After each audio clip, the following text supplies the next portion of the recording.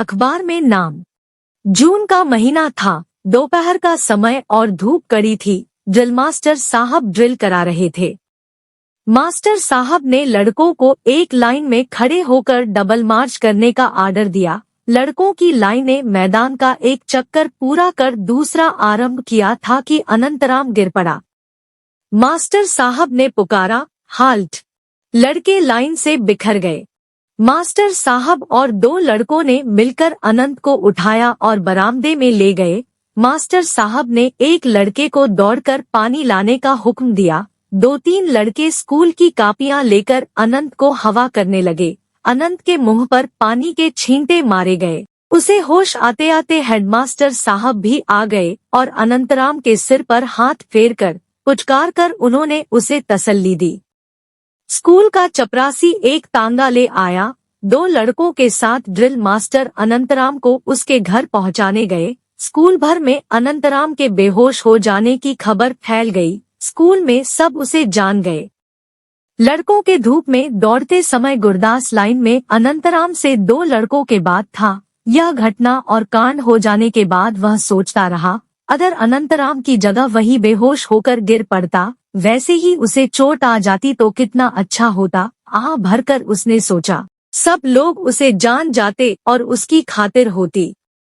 श्रेणी में भी गुरदास की कुछ ऐसी ही हालत थी। गणित के मास्टर साहब सवाल लिखाकर बेंचों के बीच में घूमते हुए नजर डालते रहते थे कि कोई लड़का नकल या कोई दूसरी बेजा हरकत तो नहीं कर रहा। लड़कों के मन में यह होड़ चल रही होती कि सबसे पहले सवाल पूरा करके कौन खड़ा हो जाता है।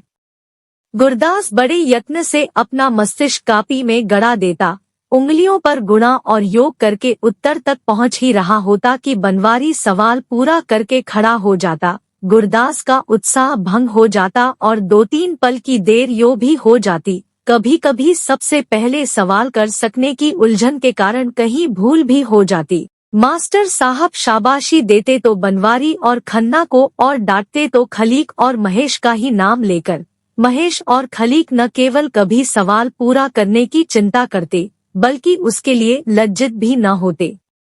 नाम जब कभी लिया जाता तो बनवारी, खन्ना, खलीक और महेश का ही, गुरदास बेचारे का कभी नहीं। ऐसी ही हालत व्याकरण और अंग्रेजी की क्लास में भी होती। कुछ लड़के पढ़ाई लिखाई में बहुत तेज होने की प्रशंसा पाते और कोई डांटड़पट के प्रति निर्द्वंद्व होने के कारण बेंच पर खड़े कर दिए जाने से लोगों की नजर में चढ़कर नाम कमा लेते। गुरदास बेचारा दोनों तरफ से बीच में रह जाता। इतिहास में गुरदास की विशेष रुचि थी। शेरशाह सूरी और खिलजी की चढ़ाइयों और अकबर के शासन के वर्णन उसके मस्तिष्क में सचित्र होकर चक्कर काटते रहते। वैसे ही शिवाजी के अनेक किले जीतने के वर्णन भी। वह अपनी कल्पना में अपने आप को शिवाजी की तरह ऊंची नोकदार पगड़ी पहने, छोटी दाढ़ी रखे और वैसा ही चोगा पहने, तलवार लिए सेना के आगे घोड़े पर सरपट दौड़ता चला जाता देखता। इतिहास को यो मनस्थ कर लेने या इतिहास में स्वयं समा जाने पर भी गुरदास को इन महत्वपूर्ण घटनाओं की तारीखें और सन याद न रहते थे, क्योंकि गुरदास के काल्पनिक ऐतिहासिक चित्रों में तारीखों और सनों का कोई स्थान न था। परिणाम यह होता कि इतिहास की क्लास में भी गुरदास को शाबाशी मिलने या उसके नाम पुकारे जाने का समय न आता। सबके सामने अपना नाम पुकारा जाता सुनने की गुरदास की महत्वाकांक्षा उसके छोटे से हृदय में इतिहास के अतीत के बोझ के नीचे दबकर सिसकती रह जाती। इस पर इतिहास के मास्टर साहब का प्राय कहते रहना कि दुनिया में लाखों लोग मरते जाते हैं, परंतु जीवन वास्तव में उन्हीं लोगों का होता है जो मरकर भी अपना नाम जिंदा छोड़ जाते हैं, गुरदास के सिसकते हृदय को एक और चोट पहुंचा देता। गुरदास अपने माता पिता की संतानों में 3 बहनों का अकेला भाई था। उसकी माँ उसे राजा बेटा कहकर पुकारती थी। स्वयं पिता रेलवे के दफ्तर में साधारण क्लर्की करते थे। कभी कह देते कि उनका पुत्र ही उनका और अपना नाम कर जाएगा। ख्याति और नाम की कमाई के लिए इस प्रकार निरंतर दी जाती रहने वाली उत्तेजनाओं के बावजूद गुरदास श्रेणी और समाज में अपने आप को किसी अनाज की बोरी के करोड़ों एक ही से दानों में से एक साधारण दाने से अधिक अनुभव न कर पाता था। ऐसा दाना की बोरी को उठाते समय वह गिर जाए तो कोई ध्यान नहीं देता। ऐसे समय उसकी नित्य कुचली जाती महत्वाकांक्षा चीख उठती कि बोरी के छेद से सड़क पर उसके गिर जाने की घटना ही ऐसी क्यों न हो जाए कि दुनिया जान ले कि वह वास्तव में कितना बड़ा आदमी है और उसका नाम मोटे अक्षरों में अखबारों में छप जाए। गुरदास कल्पना करने लगता कि वह मर गया है, परंतु अखबारों में मोटे अक्षरों में छपे अपने नाम को देखकर मृत्यु के प्रति विद्रूप से मुस्करा रहा है। मृत्यु उसे समाप्त न कर सकी। आयु बढ़ने के साथ साथ गुरदास की नाम कमाने की महत्वाकांक्षा उग्र होती जा रही थी, परंतु उस स्वप्न की पूर्ति की आशा उतनी ही दूर भागती जान पड़ रही थी। बहुत बड़ी बड़ी कल्पनाओं के बावजूद वह अपने पिता पर कृपा दृष्टि रखने वाले एक बड़े साहब की कृपा से दफ्तर में केवल क्लर्क ही बन पाया। जिन दिनों गुरदास अपने मन को समझाकर यह संतोष दे रहा था कि उसके मोहल्ले के 1000 से अधिक लोगों में से किसी का भी तो नाम कभी अखबार में नहीं छपा, तभी उसके मोहल्ले के एक ने संतान लाला ने अपनी आयु भर का संचित गुप्तधन प्रकट करके अपने नाम से एक स्कूल स्थापित करने की घोषणा कर दी।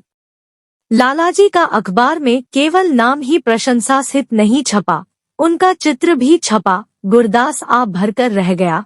साथ ही अखबार में नाम छपवाकर नाम कमाने की आशा बुझती हुई चिंगारियों पर राख की एक और तह पड़ गई। गुरदास ने मन को समझाया कि इतना धन और यश तो केवल पूर्वजन्म के कर्मों के फल से ही पाया जा सकता है। इस जन्म में तो ऐसे अवसर और साधन की कोई आशा उस जैसों के लिए हो ही नहीं सकती थी। उस साल वसंत के आरंभ में शहर में प्लेग फूट निकला था। दुर्भाग्य से गुरदास के गरीब मोहल्ले में गलियां कच्ची और तंग होने के कारण बीमारी का पहला शिकार उसी मोहल्ले में दुलारे नाम का व्यक्ति हुआ। मोहल्ले की गली के मुहाने पर रहमान साहब का मकान था। रहमान साहब ने आत्मरक्षा और मोहल्ले की रक्षा के विचार से छूत की बीमारी के अस्पताल को फोन करके एम्बुलेंस गाड़ी मंगवा दी। बहुत लोग इकट्ठे हो गए। दुलारे को स्ट्रेचर पर उठाकर मोटर पर रखा गया और अस्पताल पहुंचा दिया गया। म्यूनिसिपैलिटी ने उसके घर की बहुत जोर से सफाई की। मोहल्ले के हर घर में दुलारे की चर्चा होती रही। गुरदास संध्या समय थकामांदा और झुंझलाया हुआ दफ्तर से लौट रहा था। भीड़ में से अखबार वाले ने पुकारा, आज शाम की ताजा अखबार, नाहर मोहल्ले में प्लेग फूट निकला, आज की खबरें पढ़िए।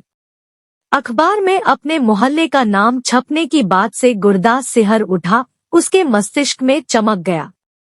ओह, दुलारे की खबर छपी होगी। अखबार प्राय वह नहीं खरीदता था, परंतु अपने मोहल्ले की खबर छपी होने के कारण उसने 4 पैसे खर्च कर अखबार ले लिया। सचमुच दुलारे की खबर पहले पृष्ठ पर ही थी। लिखा था, बीमारी की रोकथाम के लिए सावधान, और फिर दुलारे का नाम और उसकी खबर ही नहीं, स्ट्रेचर पर लेटे हुए घबराहट में मुंह खोले हुए दुलारे की तस्वीर भी थी।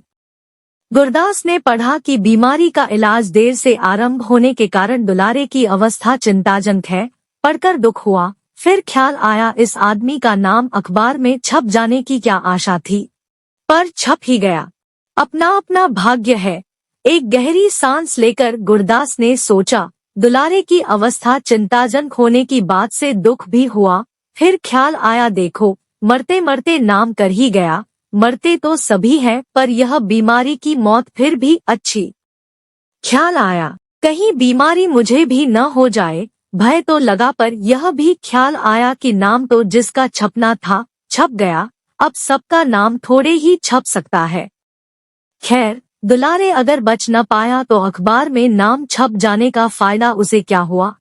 मजा तो तब है कि बेचारा बच जाए और अपनी तस्वीर वाले अखबार को अपनी कोठरी में लटका ले। गुरदास को होश आया तो उसने सुना, इधर से संभालो, ऊपर से उठाओ। कूल्हे में बहुत जोर से दर्द हो रहा था, वह स्वयं उठ न पा रहा था, लोग उसे उठा रहे थे। हाय हाय मान, उसकी चीखें निकली जा रही थी। लोगों ने उठाकर उसे एक मोटर में डाल दिया।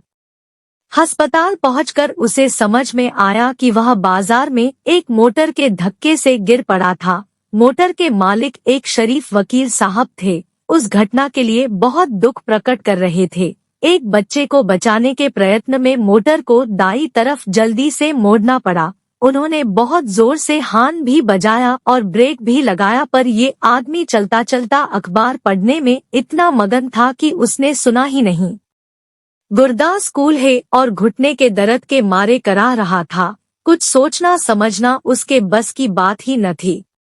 डॉक्टर ने गुरदास को नींद आने की दवाई दे दी। वह भयंकर दर्द से बचकर सो गया। रात में जब नींद टूटी तो दर्द फिर होने लगा और साथ ही ख्याल भी आया कि अब शायद अखबार में उसका नाम छप ही जाए। दर्द में भी एक उत्साह सा अनुभव हुआ और दर्द भी कम लगने लगा। कल्पना में गुरदास को अखबार के पन्ने पर अपना नाम छपा दिखाई देने लगा। सुबह जब अस्पताल की नर्स गुरदास के हाथ मुंह धुलाकर उसका बिस्तर ठीक कर रही थी, मोटर के मालिक वकील साहब उसका हालचाल पूछने आ गए। वकील साहब एक स्टूल खींचकर गुरदास के लोहे के पलंग के पास बैठ गए और समझाने लगे, देखो भाई, ड्राइवर बेचारे की कोई गलती नहीं थी। उसने तो इतने जोर से ब्रेक लगाया कि मोटर को भी नुकसान पहुंच गया। उस बेचारे को सजा भी हो जाएगी तो तुम्हारा भला हो जाएगा। तुम्हारी चोट के लिए बहुत अफसोस है। हम तुम्हारे लिए 200-400 रुपए का भी प्रबंध कर देंगे। कचहरी में तो मामला पेश होगा ही, जैसे हम कहें तुम बयान दे देना, समझे। गुरदास वकील साहब की बात सुन रहा था, पर ध्यान उसका वकील साहब के हाथ में गोलमोल लिपटे अखबार की ओर था। रह न सका तो पूछ बैठा, वकील साहब, अखबार में हमारा नाम छपा है?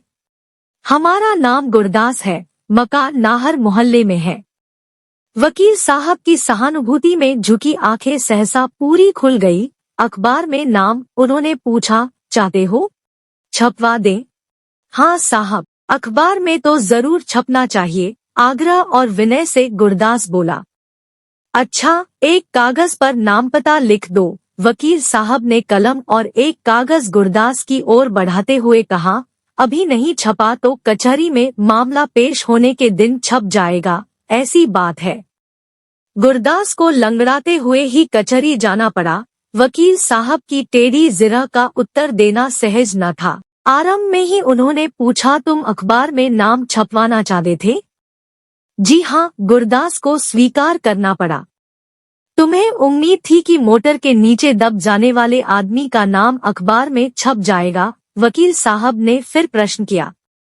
जी हाँ, गुरदास कुछ झिझका पर उसने स्वीकार कर लिया। अगले दिन अखबार में छपा, मोटर दुर्घटना में आहत गुरदास को अदालत ने हर्जाना दिलाने से इनकार कर दिया। आहत के बयान से साबित हुआ कि अखबार में नाम छपाने के लिए ही वह जानबूझकर मोटर के सामने आ गया था। गुरदास ने अखबार से अपना मुंह ढांप लिया। किसी को अपना मुंह कैसे दिखाता? प्लीज लाइक एंड शेयर, और अगर आप चैनल पे नए हैं तो सब्सक्राइब जरूर कर लें।